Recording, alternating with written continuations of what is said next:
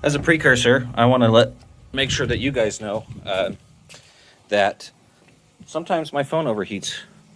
So if that happens and I lose some footage to this, I apologize. But I haven't heard this thing make its terrible noise yet, so let's see what the problem might be. If it's the pump or if something's just loose or some plastic cracked or something.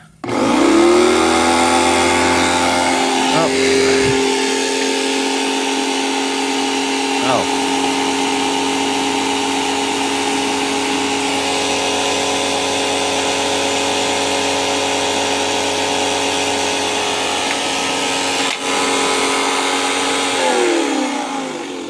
There's no pressure. It might be totally screwed. Let's go take it apart. Yep, speak of the devil, just like I said. Right after I said that, my phone overheated. So let's get this thing apart. 2 hours later.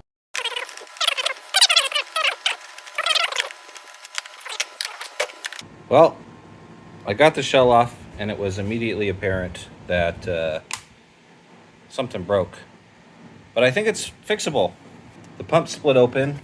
It looks like this screw's cap popped off, and this one, and then this other one fell out. So let's get the rest of this. I'll get the rest of this pump out of here, and we'll look at it closer.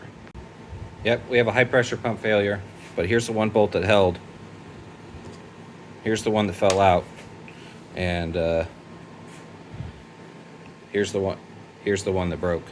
But sorry for the choppiness of the video. My phone keeps shutting down because it's so hot, and then I have to put you guys in the refrigerator and wait for it to cool down so I can record again.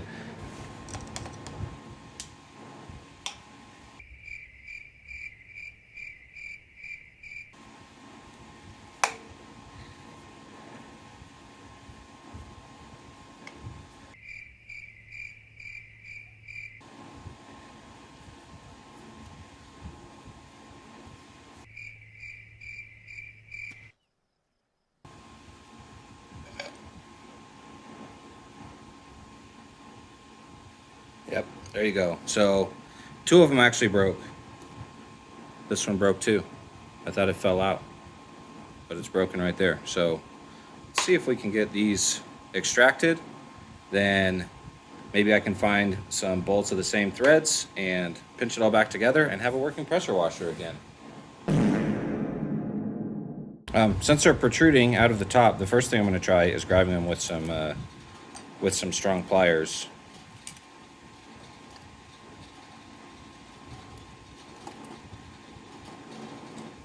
Looks like that might work. Yeah.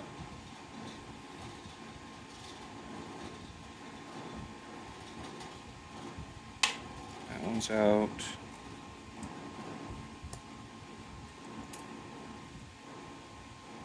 Yep, and that one's out. So, who would have thunk that this would be so easy? Let's take it apart further and see if we can figure out how this thing works. Wow. See, those are in there tight.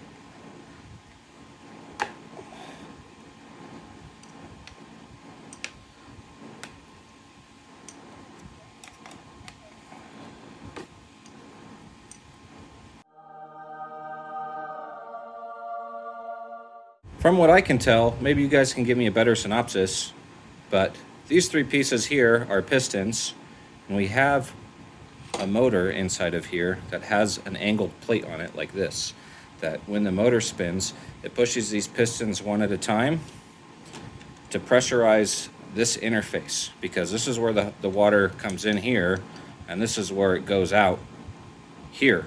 So from what I can gather, the water will come in with regular pressure. This piston will seal off from the outside, forcing the water into this manifold out this way, and then each one will go in succession to pressurize the next little bit of water, and this keeps a constant pressure here. So anytime there's a little bit of anytime one of these is not activating all the way forward, it will allow more water in, so you don't have a problem. And then this here is the pressure switch. So if there's enough pressure here and you don't have the trigger pulled, then it will shut off the motor, so it's not running the entire time. Pretty cool little design, I think. If one of you knows better about how this works, or you're a mechanical engineer or something, I would welcome your feedback in the comments. Did I get this totally wrong, or am I on the right path? All right, well, we'll leave this on the healing bench for a little bit, and when we're done getting it back together, we will do a test.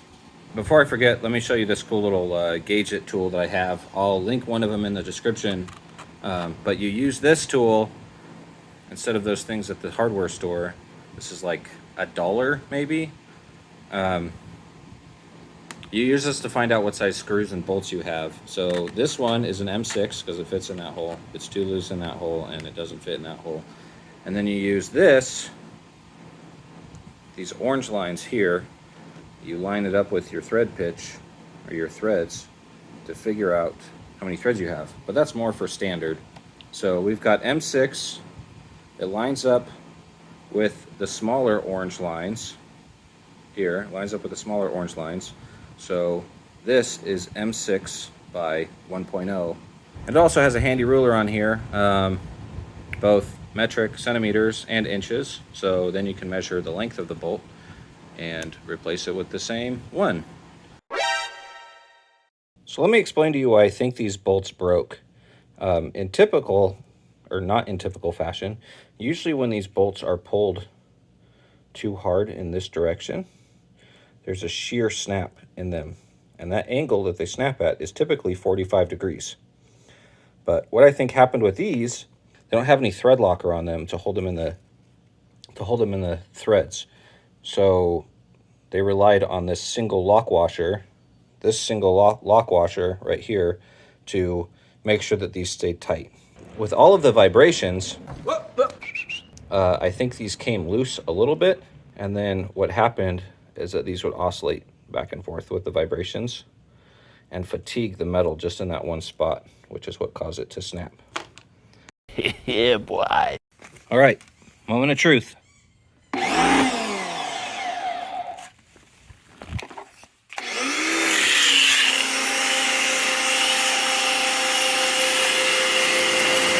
Success! At the last, my latest, greatest work for the day is completed.